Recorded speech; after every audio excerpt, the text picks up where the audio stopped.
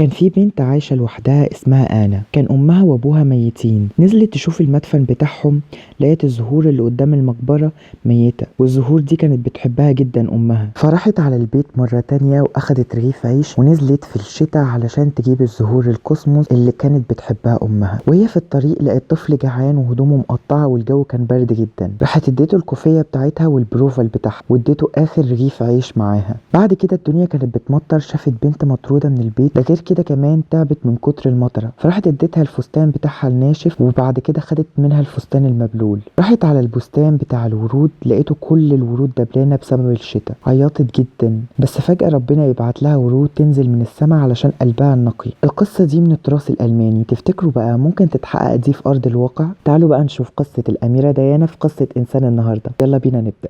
بس قبل ما نبدا يا ريت ما تنسوش تعملوا سبسكرايب للقناه وتفعلوا جرس الاشعارات عشان يوصلكوا كل جديد، وتعملوا لايك للفيديو عشان ده بيشجعنا، وتكتبوا لنا تعليق تحت عن رايكم في الحلقه والحلقات اللي انتوا عايزين نعمل عنها. يلا بينا.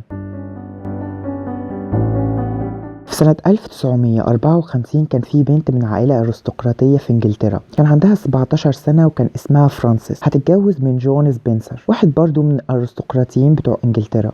عاشت في بيت مع جوزها بس مع أبوه، ولفت نظرها إن أبوه بخيل جدا وبيضرب مراته، والحياة كانت معاه صعبة جدا. المهم خلفت سنة 1955 بنت اسمها سارة، وطبعا عشان أسرة سبنسر تستمر لازم تخلف ولد. المهم أبوها مات وراحت تعيش في بيت أبوها مع جوزها وبنتها سارة علشان يبعدوا عن حماها البخيل والشديد. فرانسيس خلفت تاني بس بنت اسمها جين، بعد كده خلفت طفل مشوه ميت، أخدوا منها جون على طول قبل حتى ما تشوفه، وقفل الباب عليها وراح يدفنه. هي فضلت تخبط على الباب عايزة تشوف ابنها لآخر مرة، بس للأسف يحصل من هنا الشرخ في علاقتهم. المهم في 1 يوليو 1961 تخلف بنت تانية اسمها ديانا، تفضل اسبوع كامل من غير ما يسموها اي اسم لغايه في الاخر ما يسموها ديانا. المهم فرانسيس هتروح عند دكاتره كتير علشان تخلف الولد. سنه 1964 تخلف تشارلز. كده بالنسبه للعالم هي جابت ولي العهد وادت واجبها في الخلفه، بس مش عايزة تكمل مع جون تاني اللي هو بيعتبرها ان هي مجرد أداة للخلفة. المهم بعد مدة حبت واحد اسمه بيتر، كان غني وكان عنده مزرعة أغنام في استراليا، وخانت جوزها معاه. لما جون عرف حرمها ان هي تشوف ولادها ديانا وتشارلز. اما سارة وجين كانوا في مدارس داخلية. جمعت هدومها بسرعة في شنطة بلاستيك ونزلت بسرعة من غير ما اي حد يحس، بس ديانا سمعت خطواتها، راحت تشوف في ايه، لقيت امها مشت على طول. فضلت عايشه كام يوم مستنيه قدام باب البيت، مستنيه امها تيجي، بس ما جاتش. وحصل الطلاق ما بين فرانسيس وجون.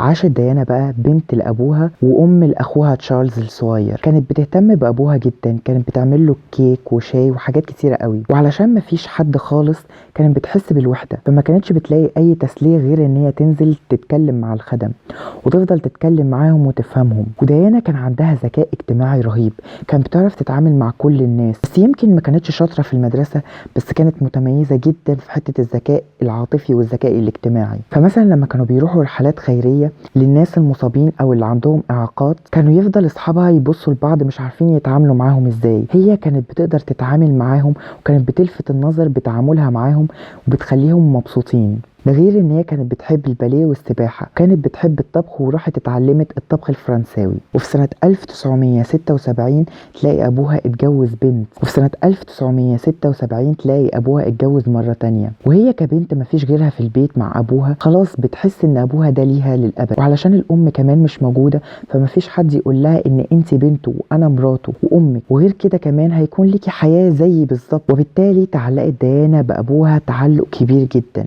ويقال ان اول ما شافته بعد الخبر ده حست ان الاهتمام والحب خلاص مش هتاخده تاني من ابوها، فمسك ايديها وقال لها اوعي تعملي كده تاني. قالت له اوعى انت اللي تعمل كده تاني. المهم في سنة 1977 اختها سارة هتخش في علاقة صحوبية مع الامير تشارلز، لان هما في الاساس لما كانوا في بيت جدها ابو امهم كانوا بيشوفوا الامراء كتير، وكانت ديانا وهي صغيرة كانت بتلعب مع الامير اندرو والامير ادوارد اخوات الامير تشارلز. بس لما نقلوا البيت جدهم التاني اللي هو ابوهم انقطعت العلاقات دي. كان تشارلز كان بيشوف ديانا ساعات، كانت وهي صغيرة كانت مليانة وبنت عادية عايشة مع 3 بنات في شقة. اي نعم هم ارستقراطيات، بس هم برضو عايزين يعتمدوا على نفسهم.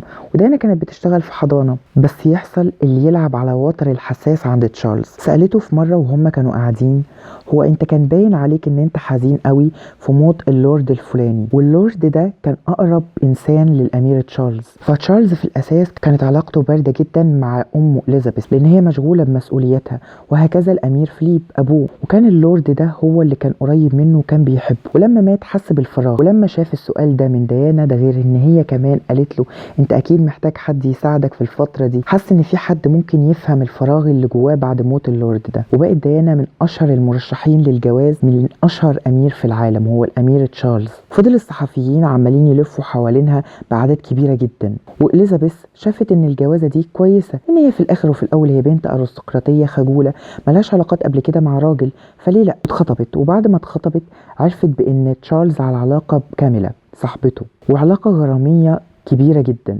حست ان في توتر في العلاقه، ده غير ان تشارلز وهي جت تعمل الفستان بتاعها قال لها انت تخنتي، ومن ساعتها جالها البوليميا، مرض بيخلي صاحبه ان هو ياكل كتير وبعد ما ياكل يفضل يرجع اللي هو اكله علشان يرتاح نفسيا. وبعد كده ديانا بدأت تخس بطريقة كبيرة جدا، وكل شوية يروحوا يعملوا تعديلات على مقاس الفستان بتاع الفرح. وطبعا لان دخول الخطوبة مع امير دولة كبيرة جدا زي انجلترا مش زي خروجها، اضطرت ان هي تتجوزه مع امل بسيط ان هو يكون ساب كاميلا. تخلف الامير ويليام، وبعد كده تخلف الامير هاري. وفضلت كاميلا منغصة عليها عيشتها لغاية ما في حفلة في عيد ميلاد اخت كاميلا راحت ديانا مع تشارلز. وبعد كده في الحفلة لقيت ان كاميلا وتشارلز مش موجودين، نزلت تحت علشان تشوفهم، لقيتهم بيتكلموا معاهم شخص تالت وعمالين يضحكوا. طلبت تتكلم مع كاميلا على انفراد، وفعلا اتكلمت معاها وتقول لها انا عارفة اللي بينك وما بين جوزي. راحت كاميلا قالت لها مش كفاية عليك ان انت متجوزاه ومخلفة منه طفلين، عايزة ايه تاني؟ ديانا قالت لها بكل برود وهدوء انا عايزة جوزي. ومن ساعتها حست براحة. هي كانت متضايقة بس حست ان كان في جبل على قلبها وانزاح. ديانا كانت بتعمل اعمال خيرية كتيرة جدا، ده غير انها خففت من وصمة العار من مرض الايدز بعد ما راحت مستشفى لسه كانت فاتحة جديد وسلمت من غير جوانتي على مريض من مرضى الايدز. كل العالم حبها بسبب تواضعها، واخبارها كانت دايما على المجلات. ده غير حصل موقف مع الامير تشارلز، هما الاتنين كانوا في رحلة والناس كانوا عايزين يشوفوا الاميرة ديانا، وكانوا في ناحية تشارلز. فسمع تشارلز من الناس احنا جينا في المكان الغلط، احنا عايزين نشوف ديانا. المهم في سنة 1992 راحت على زيارة لمصر، وراحت على الاهرامات، وبعد كده راحت على الازهر. وهي في الازهر لبست الطرحة، وده خلى الناس تحترمها لان هي احترمت العادات بتاعتهم. بس يحصل بقى في سنة 1992 كتاب ينزل ويتكلم على العلاقة ما بينها وما بين تشارلز، وتنقلب الدنيا ما تقعدش في العيلة الملكية. ازاي يحصل ده مع امير وولي عهد انجلترا؟ المهم في نفس السنة دي حصل كوارث كتيرة جدا مع الملكة إليزابيث، وده حكيناه في الحلقة بتاعتها. وبعد كده حصل الانفصال وحصل الطلاق. بدأت تخصص كل حاجاتها وحياتها للأعمال الخيرية بتاعتها والولاد. وبعد كده تحب واحد مصري اسمه دودي الفايد، ابن رجل أعمال مصري كبير، وراحت معاه على باريس. بس مع وجود الصحفيين على ديانا ورغبة ديانا في الهروب منهم حصل حادثة، وانتشرت شائعات بأن دي جريمة قتل مش حادثة عادية. وده اللي خلى إليزابيث ان هي تتجبر وتعمل جنازة رسمية لديانا عشان تمتص الرأي العام وتنحني قدام نعش ديانا وهو معدي قدامها. زي ما شفنا البنت الجميلة اللي ساعدت ناس كتيرة جدا اللي اسمها آنا، وهي كانت في وقت كانت محتاجة اي حد يساعدها، بس بسبب قلبها النقي ساعدها ربنا في ايجاد الزهور.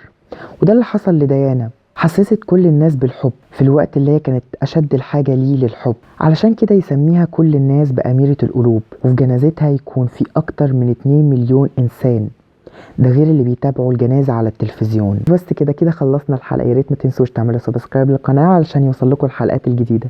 مع السلامة.